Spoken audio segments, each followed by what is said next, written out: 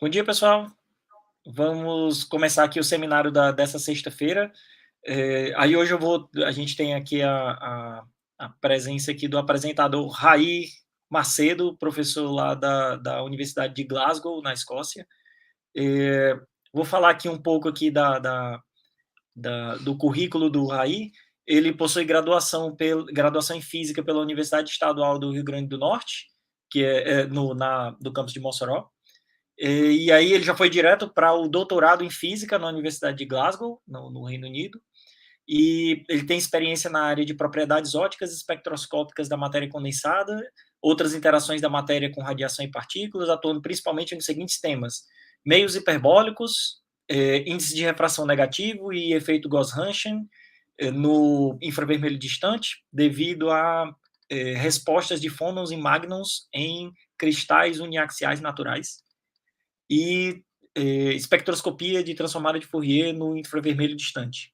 Em adicional, tem experiência em confinamento quântico e éstos e propriedades de transporte e heteroestruturas semicondutoras 0 a 2D, em parceria com pesquisadores da Universidade Federal do Ceará. Que esse final aí foi como a gente se conheceu, inclusive, a gente trabalhava junto nos problemas de ponto quântico, né? E aí... Mas ultimamente a gente nem tem feito mais muito nada nessa área, não, né? A gente tinha feito um trabalho ainda sobre campos magnéticos em grafeno há alguns anos, né? Com o Ícaro também do Maranhão, mas ultimamente não tem mais trabalhado muito nisso, né?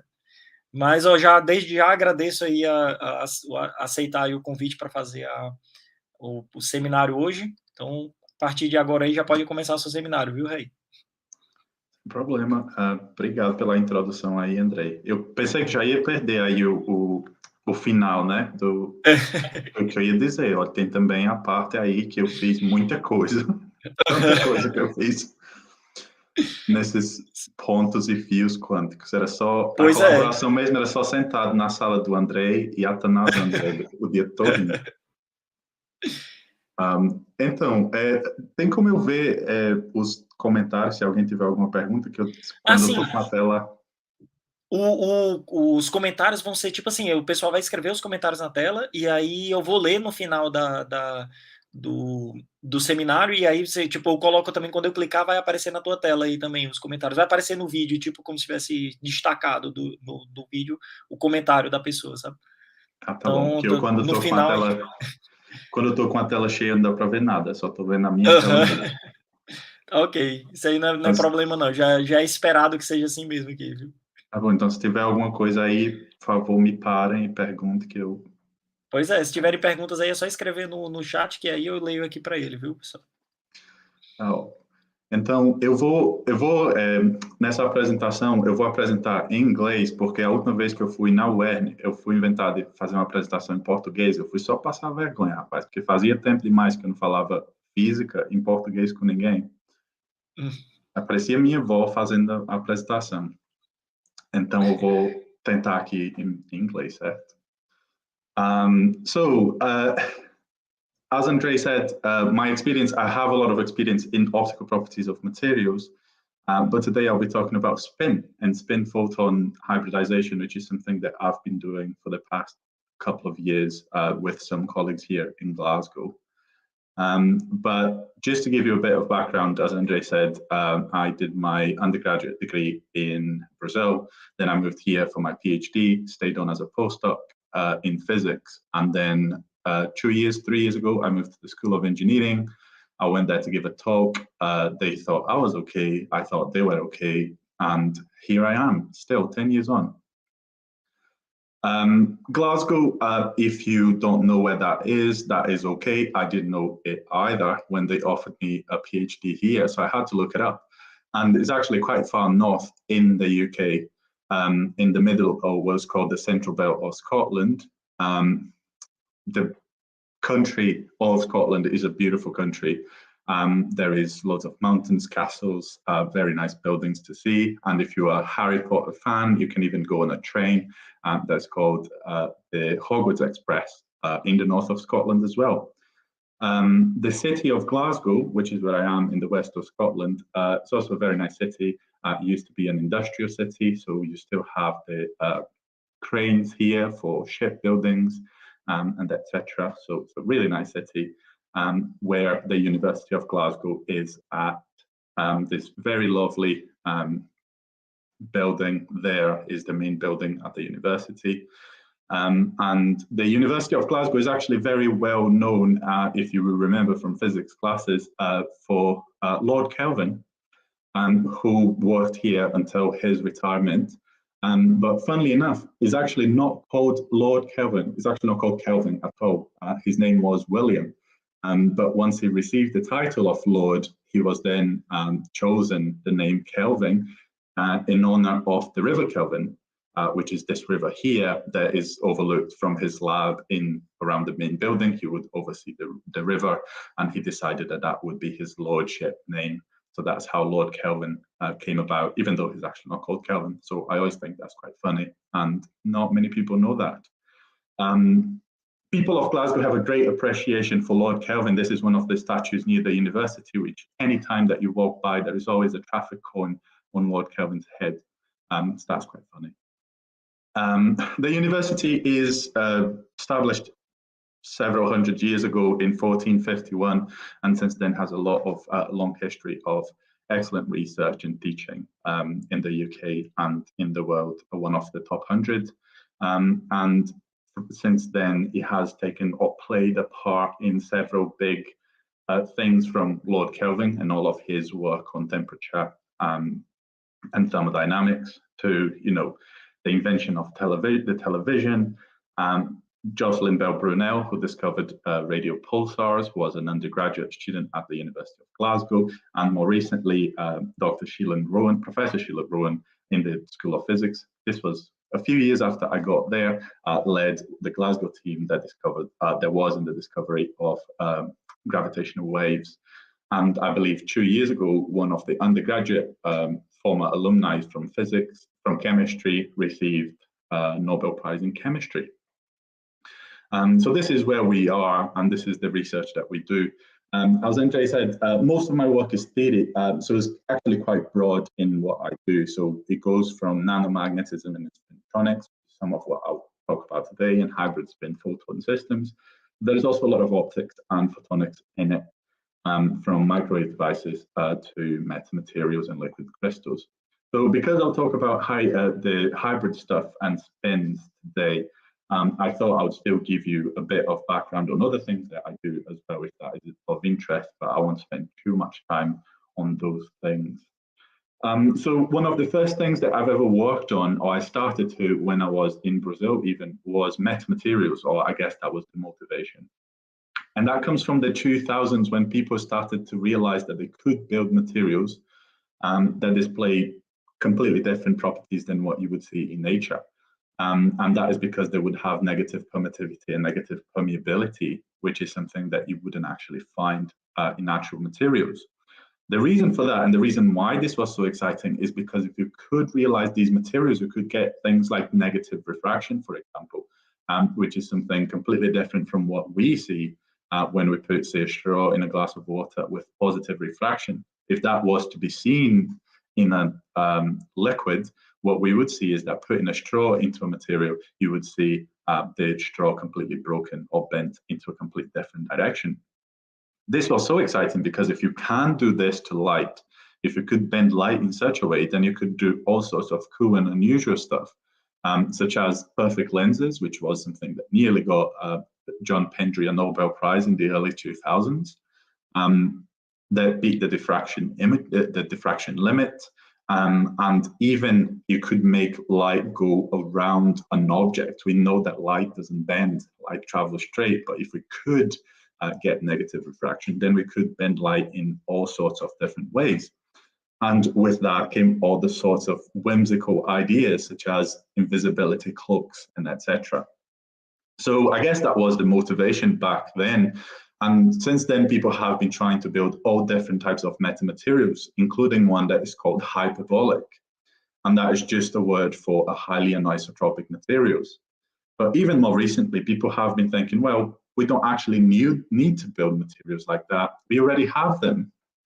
And those are just anisotropic crystals. And the biggest interest on those has risen in the past few years with those 2D materials that display these sorts of highly anisotropic properties. And with that, you end up with these highly localized waves or polaritons at the surface of these materials. And you can build all sorts of things, or they are expected to have applications from self-diffraction imaging to single photon detection. And you know, the beauty about these systems is depending on what the mechanism is, whether you were talking about anisotropy due to phonons, plasmons, excitons, you could go from all the way in the microwave up to visible frequencies with those sorts of properties. So with that, well, as I said, a lot of the interest in the past few years is people working on these two-dimensional materials. But one of the works that I've been doing is, and I've been doing since back in Brazil, is working with natural crystals, bulk materials, so things like crystal quartz, calcite, and looking at unusual properties in them, such as one-way propagation. Which was one of the works that we did in 2020 that was highlighted by the Optics and Photonics News magazine by the former OSA as one of the highlights of the year. Now, some of the work in nanomagnetism, as we know, nanomagnetism has given us a lot of great things, from hard disk drives to, you know, nanoparticles that people are working on for treating cancer. And now people are talking about computation, and computation that can save energy. For example, like neuromorphic computing. So that's green computing in a way, with the hopes to replace what we know as conventional computing. Now, in this area, one of the things that we've been working on is these nanomagnets that are called artificial spin ice. So these are just artificial arrays of very elongated islands, as you can see here. Each of these things is hundreds of nanometers high, but very thin and very narrow, so that the magnetization inside of these things behaves as if there were single spins. And you can change them quite a lot in terms of, this is the original artificial spin ice, but you can change them into any way, any arrangement that you want. And every time that you do this, you pretty much get brand new physics because of the arrangement and the confinement of the spin direction that you have. And I like to refer to them as the magnetic Legos, because you can just play with them and arrange them in any way you want to get new physics. With that, we are now talking about how can we do computation with these systems and different magnetic systems. So by putting these sorts of arrangements of whether you have single spins or magnetic structures arranged, you were talking about rearranging or reconfiguring spin waves, which people in magnonics are very excited about as the next generation of information processing or information transferring. With this, one of the things that we did, which is not necessarily artificial spin ice, but was manipulating spin wave propagation, is looking at how magnetic exchange plays a part in these systems. So, for example, we took a system where you actually graded the exchange. The exchange was not uniform, which can be done by, for example, just doping a material through different layers of growth. And if you do that, what you actually get is you get non-uniform propagation, because the modes that the system support are completely different from one side to the other. So what you could have is, at the same frequency, a material wherein you are driving some sort of signal from one side that only propagates in one direction but doesn't actually propagate in the other. So that was quite interesting from the point of view of, for example, signal processing magnonic devices.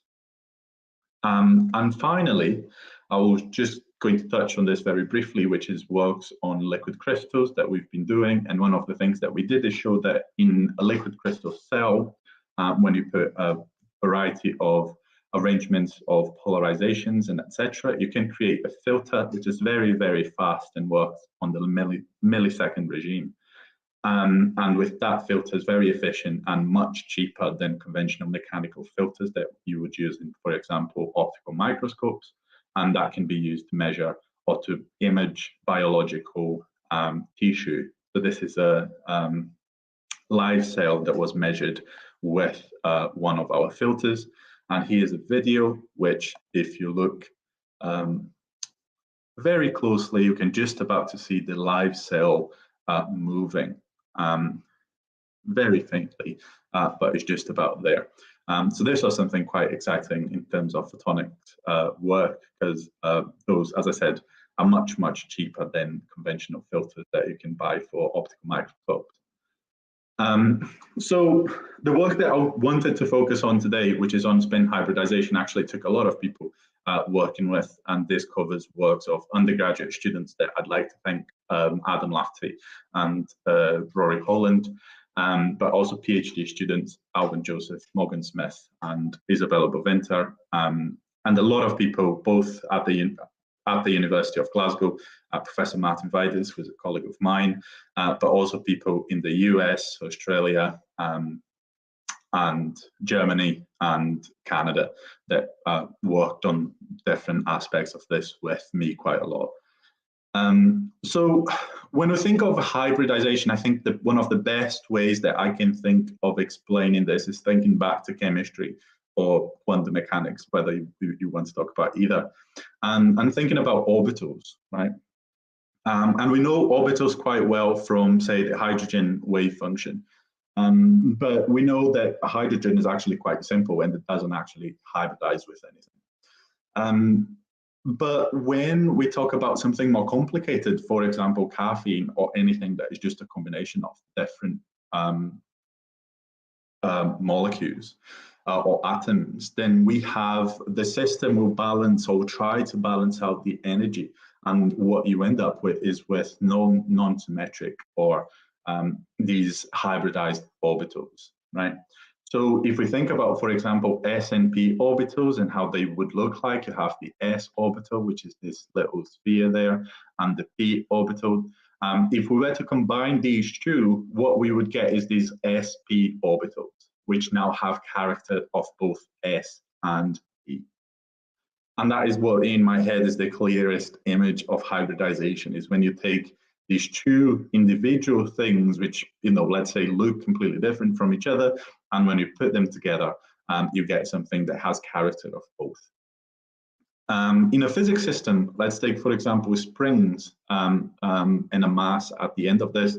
We know this from physics 1 quite well. And if we write equations of motions for these two systems, we will get things like this, which are completely decoupled, very easy to solve. We can find a solution that is harmonic for these things, and they only depend on the spring constant for each. Now, what we can do with this is just to look at this sort of the system, the natural resonances for the system. If we say that one of them, let's say this system B here, say has a spring constant which varies with some sort of quantity, right? It is not constant. So we could make so that the natural resonance of the system will cross with the natural resonance of the other system there, which is fixed. Right? And this is just a mechanical thing. We're just actually making it happen. There's no reason why. This crossing here doesn't mean anything. It just means that there are two systems, and at some point the resonances of these two systems will be the same. But the systems are not actually connected, so it doesn't actually matter, right? But if I put a spring in the middle and I make these systems connected, now my equations of motions for this system have to be connected by this spring in the middle, right? And my solutions will depend on that as well. So when I now look at the resonances of the natural modes of the system, what I'm going to get is something like this, where they never cross, and this region here, this anti-crossing, or the height of the anti-crossing, depends on the spring constant of whatever is in the middle, which is the coupling constant, essentially, between these two systems. It measures how much they are coupled, right? So in terms of what this means, and this is purely my interpretation of this, please don't show this to any chemists ever, because I don't think they would like this very much. I would say that the way that I see this and the way that I bring this back to hybridization is, if you think, for example, of the orbitals, you would have a system which started in a particular regime, say either S or P, and then at the end or after some time, after this hybridization process or this coupling, it exchanged information with the other system, and it now has a character that is whatever the other system had. And then vice versa, right? You don't have a straight line which is just one system or the other. You now have them going up to this point and then exchanging information with the other and then becoming whatever the other system is, or gaining character from the other system, which is what we call the exchange of information in this particular case. So how can we do this in the magnetic systems or with spin systems? So what people have been starting to do recently is you can put a magnetic sample inside of a microwave resonator. So here you have a Yig sphere, and then that just behaves as a single macro spin inside of a microwave resonator, which is essentially just a copper box, right? But as you send in an electromagnetic signal or an oscillating field, that field's trapped in this cavity and generates modes like this, where there is a maximum of your oscillating magnetic field and maximum of your electric field, sort of thing. And then that magnetic field will then excite spin precession inside the magnetic sample. Now, if we look at the systems individually, like we did with the spring, the cavity resonance is static. It doesn't depend on anything other than the geometry of the cavity and whatever modes you can confine in it. So this is just whatever the shape of the cavity is will give you a resonance that doesn't depend on anything else. In this case, we are comparing to magnetic field. If we apply a static field here, nothing will change. Now, if we look at the magnetic sample, the magnetic resonance does depend on the applied field, because we know that the ferromagnetic resonance changes, especially in a single spin. If we are treating the Yig as a single spin, we have a linear dependence with the magnetic field. Now, if we look at these two things, there will be points where the resonance frequency for both systems will be the same, but they don't ever cross, right? They shouldn't cross because they are independent. If we put them in the independent scenarios, it doesn't matter that they cross. Now, when we put the magnetic sample inside the cavity, what happens is that we get the same sort of anti-crossing that I was talking before. When now your magnon mode or your spins, your spin wave resonance changes, it doesn't go linearly with field, it changes in what it was your cavity mode. And vice versa, your photons inside of the cavities now change character and then become your magnon mode. So you have an exchange of information between those two systems, which is now determined by some coupling constant that depends on the field that is exciting the magnetic sample, the number of spins, etc. First of all, how far back do these go? This is a very good question, because people have only been talking about this recently, but these are actually not that new of a phenomena. In fact, one of the very first experiments that looked at ferromagnetic resonances in materials used a magnetic sample inside of a microwave resonator. The only difference there is that they weren't looking at coupling between the microwaves and this magnetic sample. They were looking at characterizing the ferromagnetic resonance itself and looking at the material properties such as the permeability of the material. But those were in the 40s and 50s sort of thing. So it's not something too new. And that is how the theory of ferromagnetic resonance and absorption, which is now just very well known as FMR spectroscopy, has come about, is through these types of experiments. So the experiment itself is quite old. It's just now people are more interested in not the material and the material's properties themselves, but in the exchange of information between microwaves and magnons or spins. And why have people suddenly become so interested in this?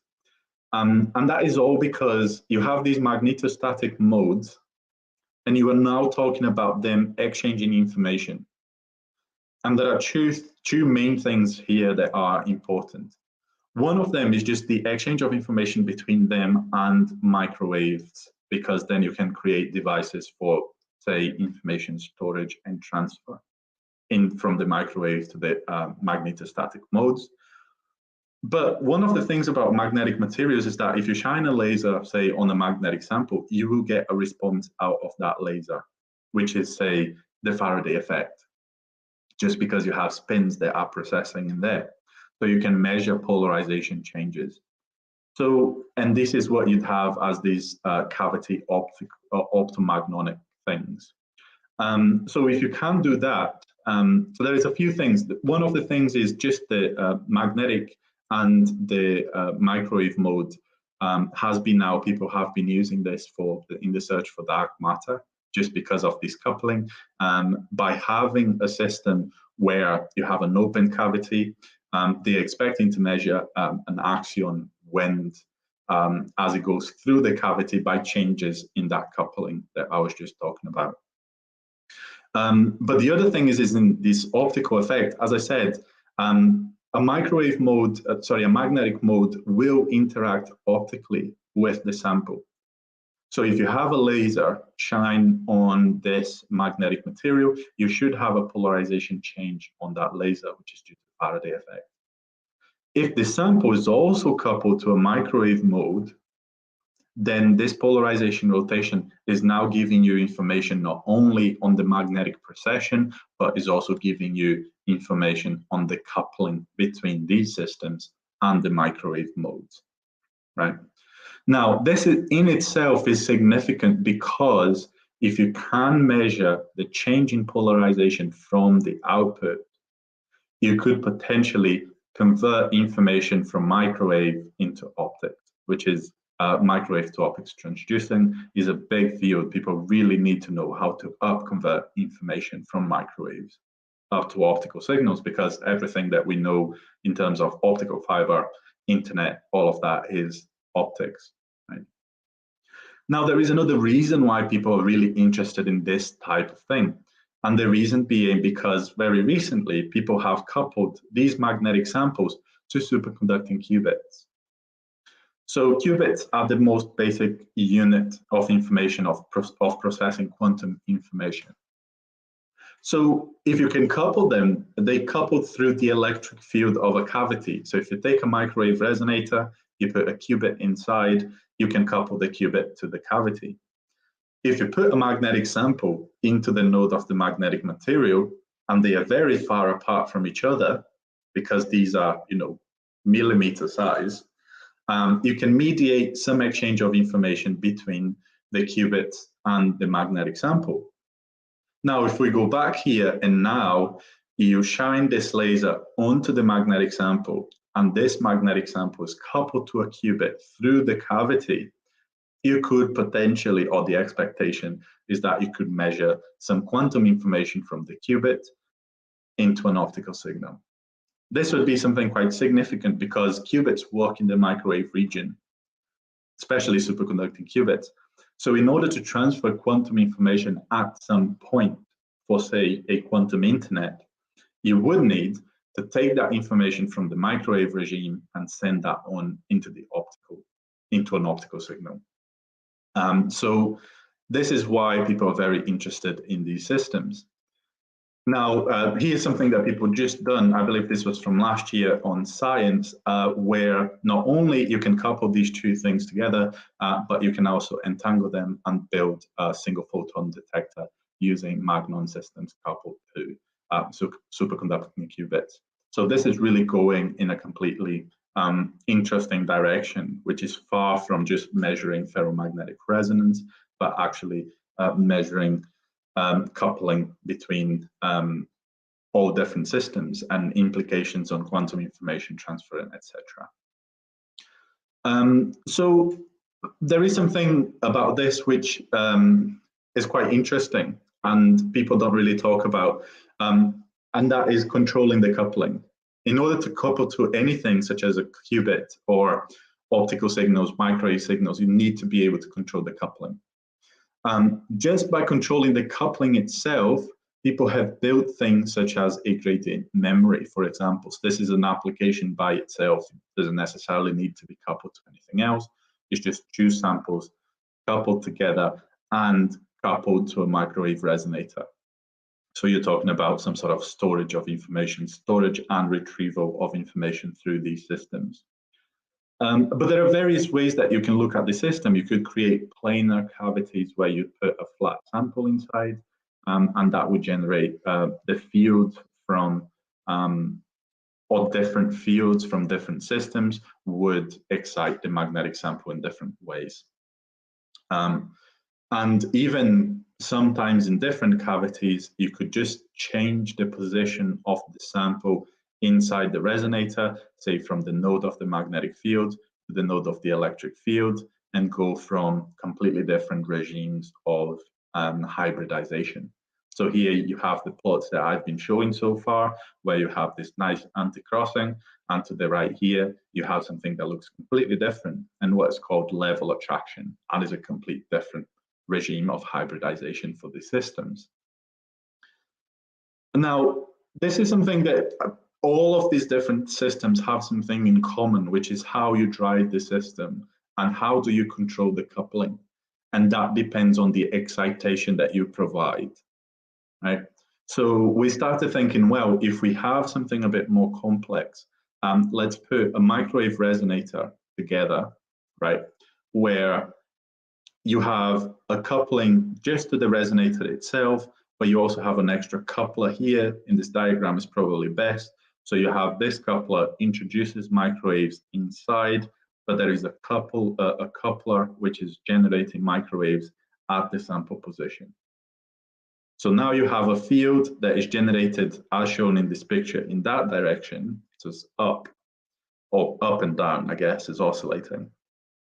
And this coupler is like a loop, so it's a ring of current, and is generating a field in and out of the page. So you have two fields to worry about. And so that was one of the things that we were trying to map and control the coupling using sort of field superposition and different combinations of it. But the other thing is, if you want to couple, say, to a superconducting qubit, you would need to make it very fast. You will need to make it so the coupling withstand nanoseconds, or can be controlled in the nanosecond regime.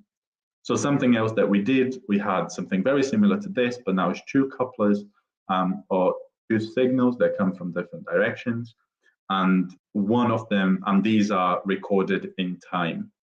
So you can make them, 20 nanoseconds and just measure the response of the system in that time scale. So what we first found is that if we do this with in time, so we have the sort of anti-crossing that we had, and if we take a cross section of this, which is about here, and we measure it in time, so that is all fine if we have a single signal. But we can apply a second mode. The minute that we put it on, we can completely destroy the coupling by just having a second mode in there. And here you can see the sort of gray lines are just representing the coupling as a function of time in the precession, and the green there is just there is nothing. That is literally is what is happening here in the center.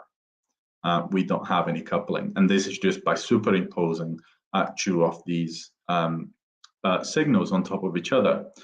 And here, depending on how well we can create protocols, so in blue here at the bottom, we have the protocol where we drive both signals, and then we turn them off for about 100 nanoseconds, and then we turn them on, only one of them for about 10 nanoseconds, 20 nanoseconds, turn them off, and then turn it on again for 10 nanoseconds.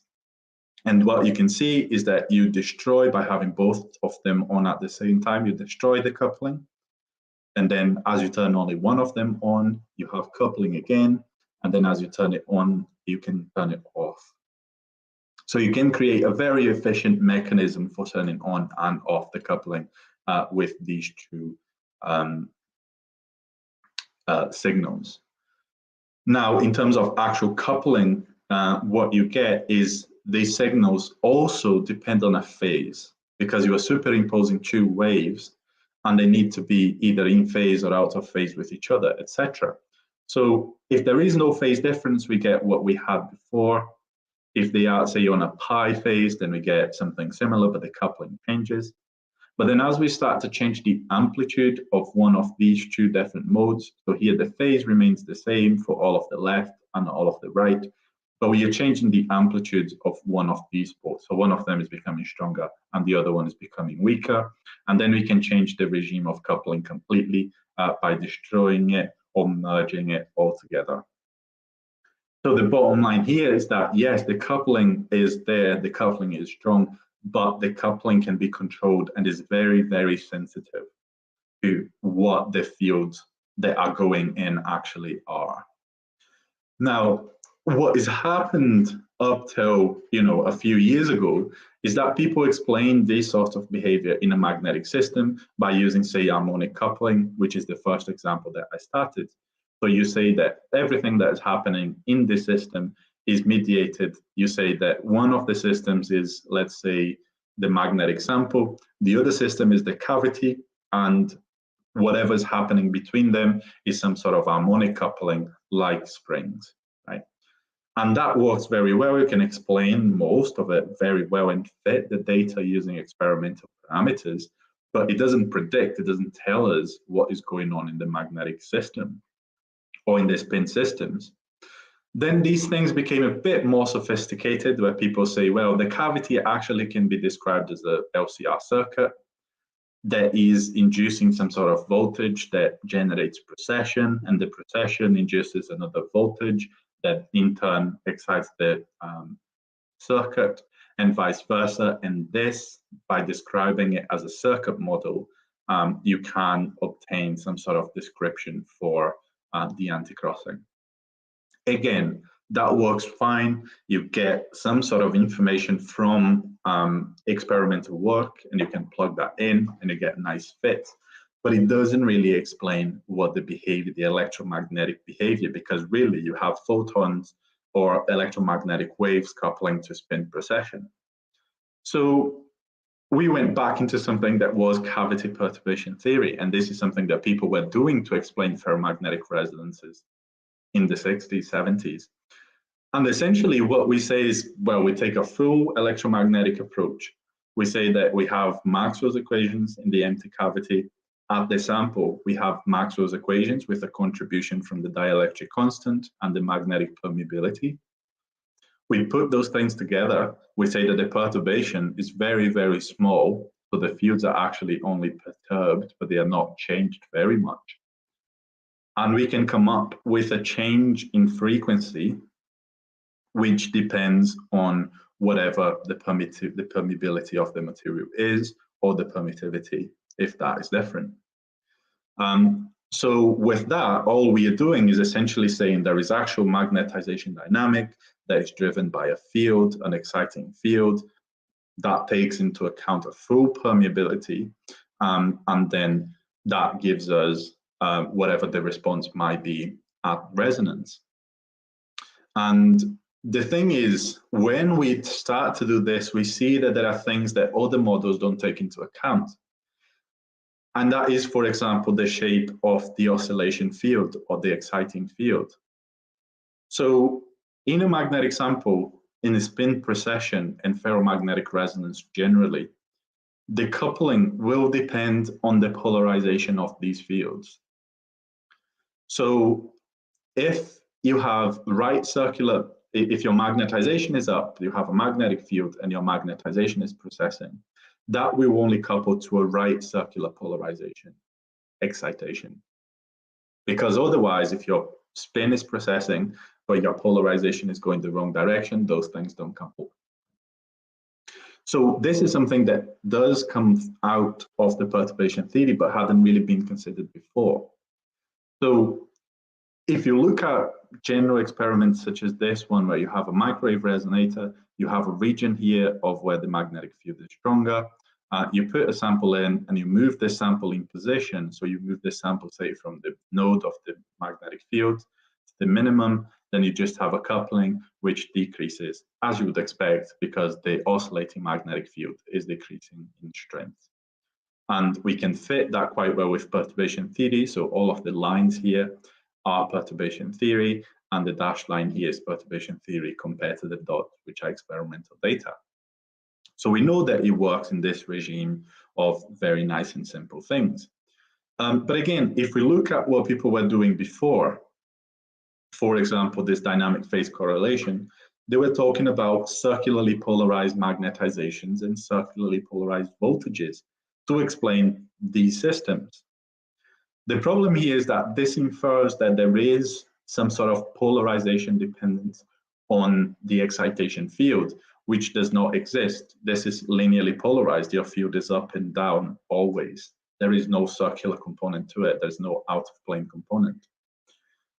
So this is overestimating the coupling, because you were saying that you have double the field. You're saying that you have field in multiple directions. So this is where we are taking into account here. We are saying, let's give a circularly polarization. As I said, your edge is circularly polarized. And now your magnetization, or the response to your magnetization, depends on these off-diagonal components, which are only there if you have polarized components, either left or right. And here you can see, again, it's just a plot of these components of the magnetization or the permeability tensor. If you have a plus, which is a circular polarization, then you couple and you have a strong response, a strong absorption. But if you have a negative component, then you have nothing. There's just a straight line, a flat line almost. So we wanted to see that in the experiment. So we designed a cavity such that if you input a microwave resonator in one of these couplers, then you have this field pattern. So at the center, your field is up and down.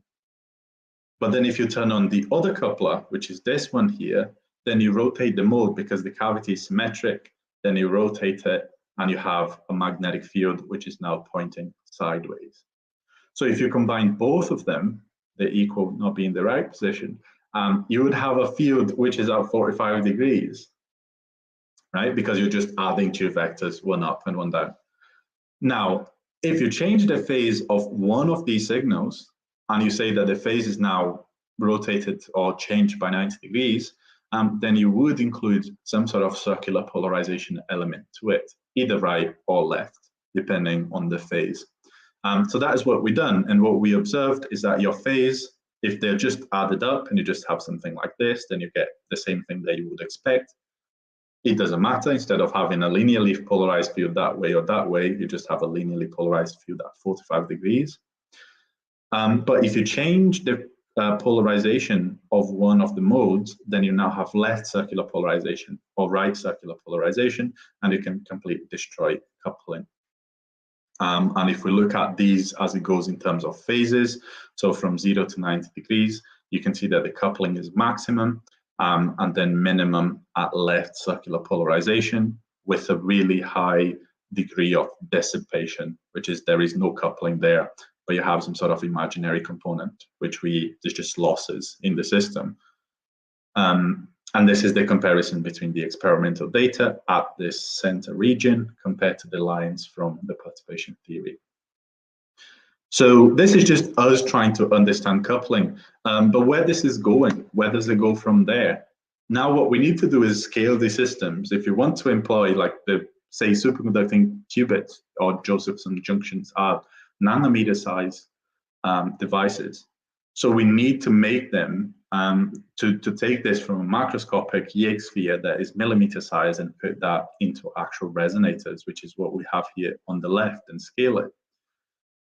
In terms of transducers, what people have been doing is having qubits coupled to, say, diamond pieces on PCBs, which are also very small, and they're trying to convert the information from this diamond piece. So we need to change, again, from a macroscopic system into a microscopic system in order to have a scalable system that can convert information or transfer information. So what we started doing is at the Kelvin Nano Characterization Center here in Glasgow, we have one of these things called the xenon plasma focused ion beam, which can basically cut things and mill things very small and can create structures very, very small. So here's just pieces of something in 3 dimensions in the order of microns. So we took a big piece of Yig and we milled it down to a few micron sized and put that on top of some microwave resonators that are superconducting circuits. So these are niobium nitride microwave resonators. And then we check the fields, make sure that there is some resonant fields at the center, and we put them on top of these superconducting circuits. And what we get is that we do have coupling with them as we had in the cavity. And all we need to do is, where we are going with this is now try and put them together with actual quantum circuits or qubit systems. So with that, what I would like to say is that cavity-magnon-polaritons or spin hybridization can be tuned by changing the field configuration. This is very important, and it's crucial to be able to predict what they are so that we know what the coupling is accurately. And electromagnetic theories such as perturbation theories give us a much better understanding of what these systems could be. So with that, I'll say thank you, and I'm happy to answer any questions. Ok, muito obrigado pela palestra. Então, vou abrir agora a sessão aí para perguntas. Quem quiser fazer perguntas pode escrever aí no chat, que aí eu coloco na tela aqui. Já tem aqui um comentário da Jussiane, que, para quem não sabe, também era uma conexão entre mim e o Raí, né? A Jussiane também comentou aqui: Raí, good to see you, congratulations on the lecture. Tu consegue ver aí na tela? Ele aparece no vídeo aqui quando Estou procurando. Quando eu clico em cima aí você tem que ver o vídeo. Pronto, pois é. O vídeo da transmissão mesmo, né? O Daniel também o Daniel Brito de Araújo também comentou aqui. Thank you, Dr. Macedo. Bom, eu vou, enquanto o pessoal escreve alguns comentários aí e faz perguntas, eu vou já ler aqui algumas perguntas que eu tinha feito para eu mesmo durante a tua palestra aqui, viu? Uhum. Só um comentário já aqui. É engraçado que nessa área de metamateriais, quando a gente procura essa situação em que você tem um índice de refração que fique negativo, né? Aí sempre tem esse problema, sempre tem essa ideia de você fazer uma coisa que faça o objeto que está dentro daquele ambiente ficar invisível, né? Invisível, no caso, seria você ver o objeto, ele não faz sombra para o outro lado, né? O que tem de luz do outro lado faz uma curva, atravessa e você pensa que ele não está ali. E aí o exemplo que sempre dão é a história da capa do Harry Potter, que é justamente onde você está, que foi filmado, né? Então aí tu não fez o exemplo do Harry Potter só de birra mesmo? Rapaz, eu tinha na minha apresentação o exemplo do Harry Potter, mas eu achei que Caverna do Dragão era melhor para a audiência. Né? Pois é, que a maioria das pessoas vai dizer, não, é igual a capa da invisibilidade do Harry Potter e tal, né? Aí justamente a pessoa que está onde foi filmado o Harry Potter, a pessoa não bota esse exemplo. Aí também ia ficar muito na cara, né? Um exemplo assim. E o do Caverna do Dragão é mais nostálgico pra gente também, né? Então...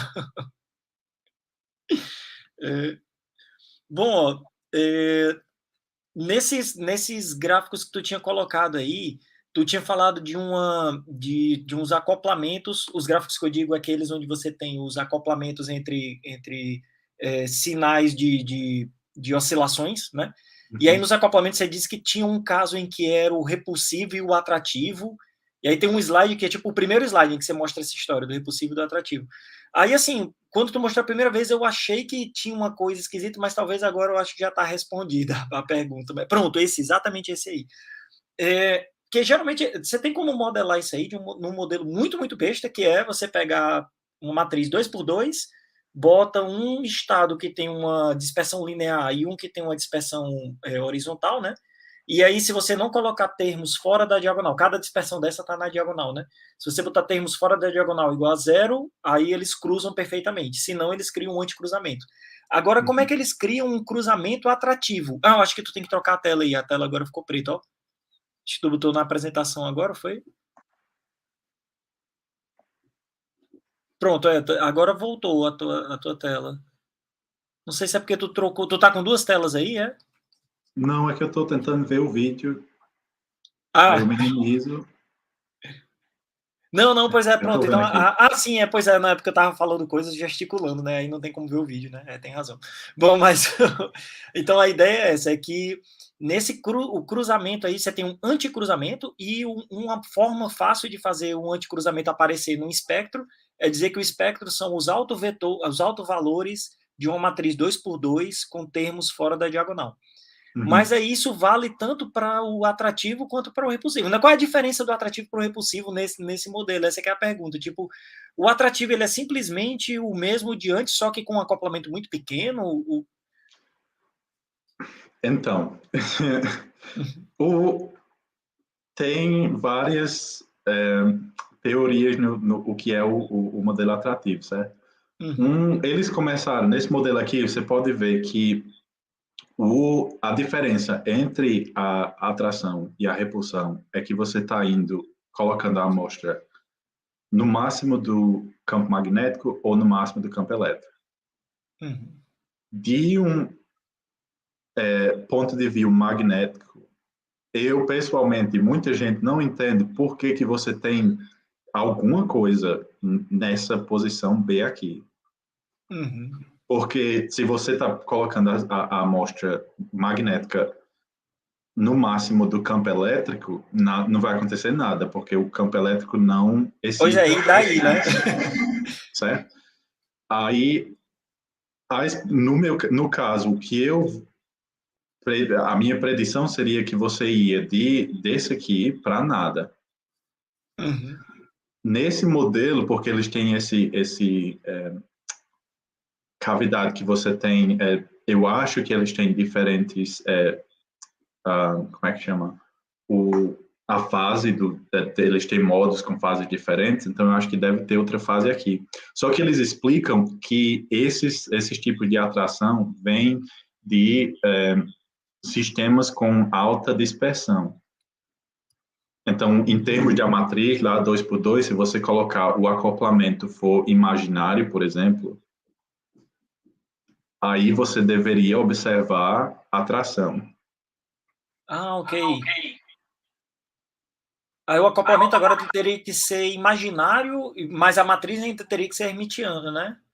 Eu vou Não, aí pensar a como é que... matriz é não, a A matriz matriz nesse fica não caso é não hermitiana. hermitiana, não. Eu vou pensar Só nesse que aí, assunto aí, porque eu nunca tinha pronto, visto só não que essa ideia, ó. É interessante nesse mesmo. caso, especialmente no caso em sistemas mecânicos, você tem uma matriz não hermitiana e você tem esses termos que são imaginários ou que são fora da diagonal da matriz e tudo mais. Dá para entender o que é que você está tendo, por exemplo, o acoplamento, se você tivesse uma mola, né, no sistema de massas, que aquela mola estava absorvendo energia e tudo mais. No sistema magnético, eu pessoalmente não entendo o que é que ter por exemplo, um acoplamento ou matrizes não hermitianas vai fazer com a precessão magnética. Porque para mim Eu você consigo entender ou tem ou matematicamente. não. Matematicamente faz sentido. É Não, mesmo, vai matematicamente aparecer um faz. espectro assim. Agora, fisicamente, por que seria não hermitiano, né? Exatamente, porque Geralmente, você... sistemas não hermitianos são sistemas dissipativos em termos de energia, né? Você vai ter uma alta energia que é para ser imaginária, vai ter um pedaço imaginário, e aí eu teria que pensar por que está acontecendo isso mesmo, mas é Pois é, estranho pensar mesmo. aí, porque mas aí se, por exemplo, você está tendo essa dispersão, para onde é que a energia está indo? A energia ou está indo, se você tem uma dessas cavidades, ou você tem a cavidade, o modo da cavidade, ou você tem os spins, né, girando lá. Então, se não está indo para a precessão magnética, está Tá indo voltando para onde, né? para a cavidade, ou essa é a questão. Sei. Eu vou ler aqui uma pergunta aqui também do Daniel Brito de Araújo. Ele diz: o acoplamento spin-photon acontece em materiais não magnéticos? Ou só faz sentido falar de magnons em materiais magnéticos? Não, então, magnons vai ser só materiais magnéticos, porque magnons não é um spin só. Então, você tem ondas de spin. Mas o spin-photon, que é, por exemplo, só um spin único e um único fóton, você pode ter, por exemplo, qualquer spin.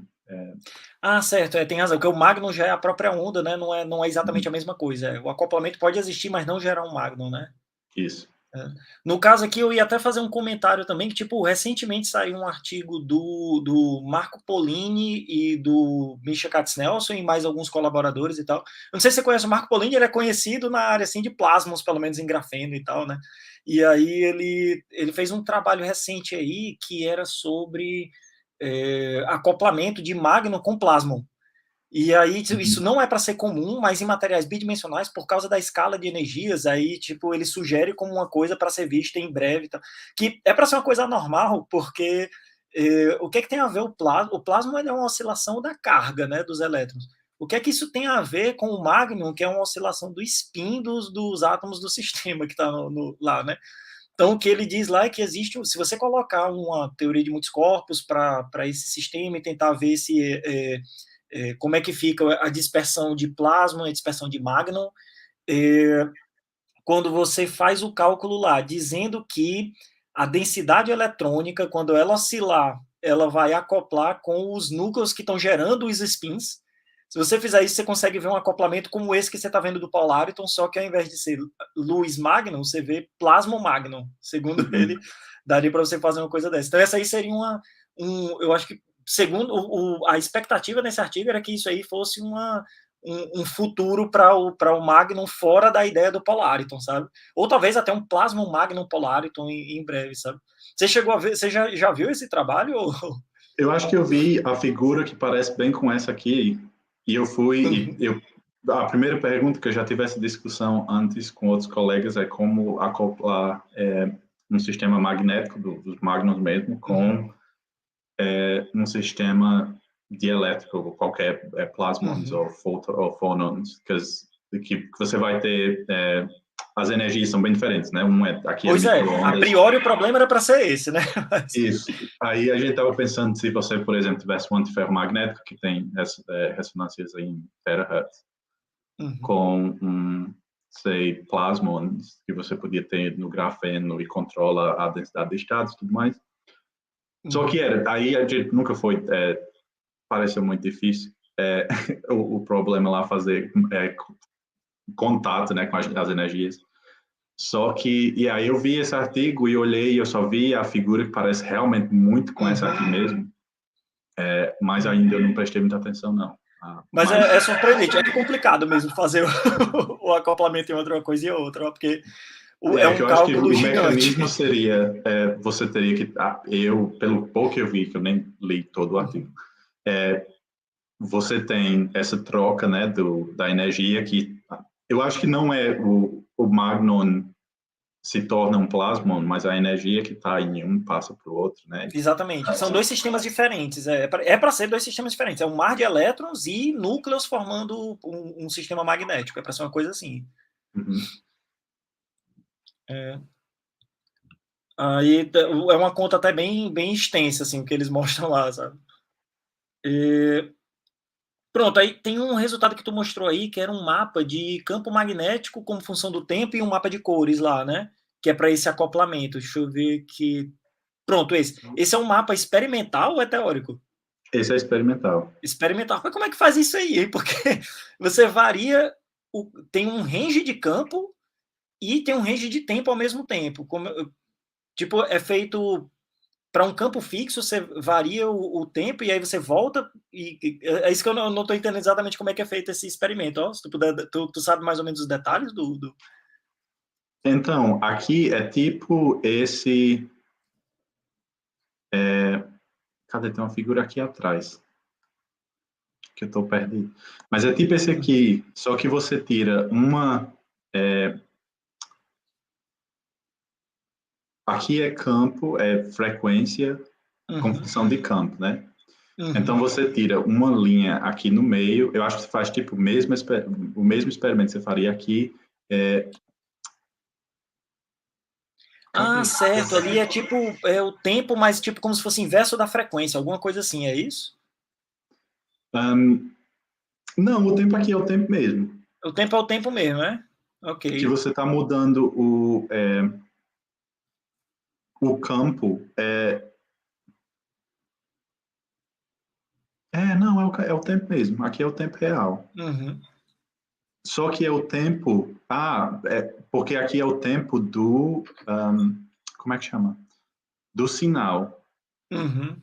certo? Não o tempo do tempo. Uhum. Faz sentido nenhum. Cada sinal aqui, por É exemplo, porque você tem são dois sinal. sinais, né? Uhum. Isso, tem o A e o B, certo? Certo, Não, certo, o entendi, M, entendi. M e o C. Então você coloca, por exemplo, um sinal aqui de 20 nanosegundos, Uhum. 20 nanosegundos, ou qualquer que seja, né? Uhum. Então, se você colocar os dois, nesse caso aqui, você só tem o tempo que o seu sinal tá, certo? Então, Uhum. os sinais estão em cima do outro por 200 nanosegundos. Entendi, entendi. É tipo, é um experimento só, mas você vai varrendo várias vezes com campos diferentes, e aí você bota só, tipo, isso é mais como se fosse um deslocamento de tempo, né, entre os dois Uhum, sinais, né? Não, isso. tá ok, tá ok. Que aqui, nesse aqui é mais fácil de ver que é a mesma Uhum. coisa, só que você está vendo para um campo só.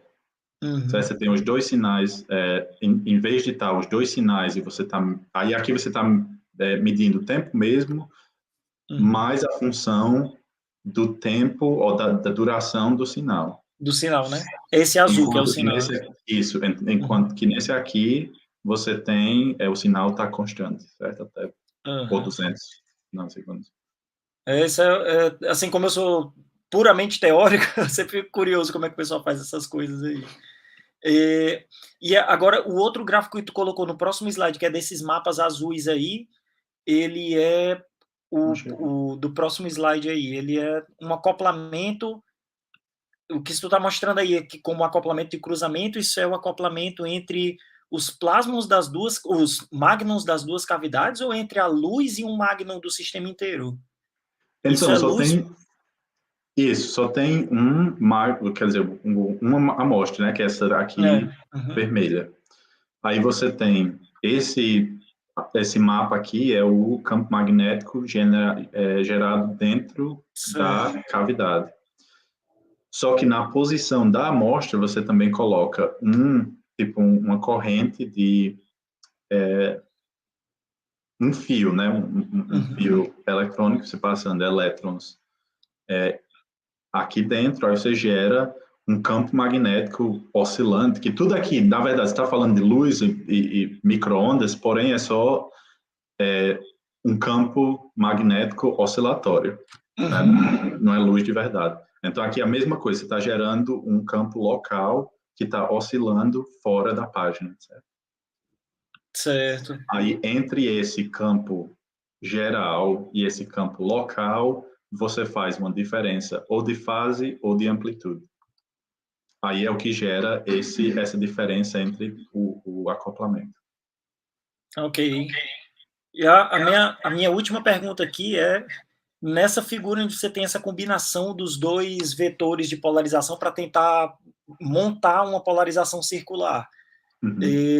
A figura que tem lá, que tem um mapa de cores também, com cruzamento e tal, com anticruzamento, essa figura é experimental ou teórica também? A de baixo aí do. Essa aqui, Peraí, deixa eu voltar para a tela aqui. Eu não estou vendo teu cursor agora. Mas essas que tem os mapas de cores aí. Não, não, é porque essa de cima também tem mapas de cores. Mas essa de baixo, onde está o teu cursor agora. Essas aí são figuras experimentais ou são experimentais. experimentais, né? Ah, ok. Eles têm uma resolução muito, muito boa também. Mas ok. Bom, o Kleber aqui está. Kleber está parabenizando também pela apresentação. Obrigado. Vou esperar ver se alguém tem mais alguma pergunta para fazer aqui. Vou dar 5 segundos para escrever alguma pergunta no chat.